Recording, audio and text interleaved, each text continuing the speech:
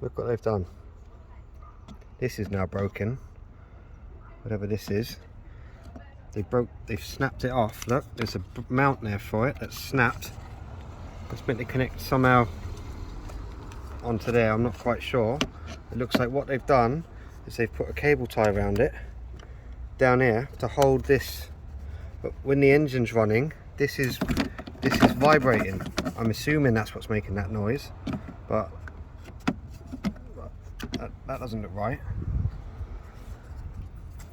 Oh yeah, I can see the bit where it snapped. Look, that fits there, look. You can see where they've snapped it. That fits almost perfectly. Yeah, it does, fits perfectly onto that.